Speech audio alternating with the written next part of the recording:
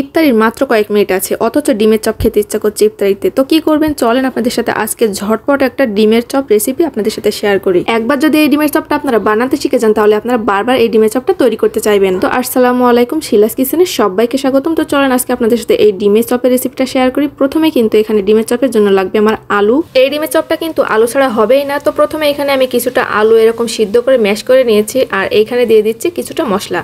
তো মশলার ভিতরে থাকছে এখানে 1 চামচের মতো ভাজা জিরার গুঁড়া, দিয়ে দিচ্ছি 1/2 চামচের মতো হলুদের গুঁড়া, আর দিচ্ছি হচ্ছে 1 চামচ শুকনো মরিচের গুঁড়া। আপনারা চাইলে কিন্তু এখানে ঝালের পরিমাণটা একটু কমিয়ে দিতে পারেন। তো আমরা এখানে একটু ঝালটা বেশি দিয়েছি, কারণ ঝালটা একটু বেশি খেতে পছন্দ করি তার জন্য। তো তারপরে কিন্তু পরিমাণ মতো লবণ দিয়ে দিয়েছি, আর সবশেষে দিয়েছি 1 প্যাকেট ম্যাজিক মশলা। ম্যাজিক মশলাটা দেওয়ার কারণে কিন্তু এটা টেস্ট অনেক গুণ বেড়ে যাবে। ম্যাজিক মশলাটা অবশ্যই দেওয়ার চেষ্টা করবেন, তাহলে কিন্তু এর টেস্টটা অনেক বেশি ভালো পাবেন। তো যাই হোক, এখন এই সব উপকরণগুলো কিন্তু আলুর সাথে ভালো করে মাখিয়ে নিব। তো এই আলুটা কিন্তু আমার এখন মাখানো শেষ, এখন এটা আমি রেখে দিচ্ছি। আর এখানে কিন্তু আলু আর ডিমগুলো আমি আগে থেকে সিদ্ধ করে রেখেছিলাম, আর সেখানে কিন্তু আমি 2টা ডিম সিদ্ধ করে নিয়েছিলাম। তো দেখতেই পাচ্ছেন ডিমগুলো কিন্তু আমি কেটে নিয়েছি, আর এখানে 2টা ডিম দিয়ে কিন্তু আমি 8টা ডিমের চপ বানাবো। আর এই চপগুলো হবে অনেক বেশি ক্রিস্পি, সেই টিপসটা আমি আপনাদেরকে একটু পরে দিচ্ছি। তো এখন এখানে আমি একটা পাত্রে ছোট একটা কাপের 1 কাপ মতো নিয়েছি বেসন, আর এখানে অল্প কিছু পরিমাণে লবণ দিয়ে ভালো করে এটা নেড়েচেড়ে নিয়েছি। তারপরে অল্প পানি দিয়ে এরকম করে সুন্দর একটা গোলা বানিয়ে নিয়েছি।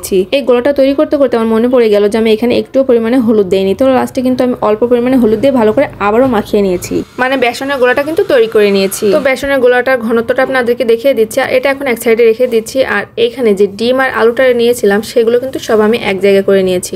এখন যে আলু ছানাটা আমি রেডি করে রেখেছিলাম, সেখান থেকে অল্প কিছু আলু ছানা নিয়েছি, হাতের ভিতরে এরকম সুন্দর করে চামচ দিয়ে পাতিয়ে একটু বড় করে নিয়েছি, আর তার ভিতরে কিন্তু একটা করে ডিমের স্লাইস দিয়ে দিচ্ছি। তো এটা কিন্তু হাত দিয়ে এরকম সুন্দর করে চেপে চেপে এরকম লম্বা শেপ দিয়ে নিচ্ছি। এখন এটা তৈরি হয়ে গিয়েছে। আর আগে থেকে যে বেসনের গোলাটা তৈরি করে নিয়েছিলাম, সেখান থেকে কিন্তু আমি সেই গোলার ভিতরে এই ডিমের চপটা ডুবিয়ে নিচ্ছি। আর এখানে কিন্তু কিছুটা ব্রেড ক্রাম্স নিয়েছি। তো এখানে কিন্তু ব্রেড ক্রাম্সের ভিতরে আমি এই আলু চপটা এরকম ভালো করে এই চারি সাইডে সুন্দর করে এটা মাখিয়ে নিচ্ছি। একইভাবে কিন্তু আমি বাকি আলু চপগুলো সুন্দর করে তৈরি করে নিয়েছি। আর এই যে ব্রেড ক্রাম্সটা দেখতে পাচ্ছেন, এটা কিন্তু আমি বাড়িতে পাউরুটি দিয়ে তৈরি করেছি। আর এই রেসিপিটা কিন্তু আমার আগেই ফেসবুক পেজে দেওয়া আছে, তাইলে আপনারা কিন্তু আগের ভিডিওটা দেখে আসতে পারেন। তো এখন কিন্তু এই ডিমের চপগুলো ভেজে নেওয়ার পালা। তো একটা ফ্রাই প্যানে কিন্তু আমি আগে থেকে কিছুটা তেল গরম করে নিয়েছি, আর তেলটা গরম হয়ে গেলে কিন্তু আমি ডিমের চপগুলো দিয়ে এপিট ওপিট লাল লাল করে ভেজে তেল ঝরিয়ে উঠিয়ে নিচ্ছি। এটা ভাজার সময় চুলার জালটা একটু মিডিয়ামে রাখবেন, মানে খুব বেশি জোরে দিবেন না, অল্প আঁচে এগুলো ভেজে নেবেন।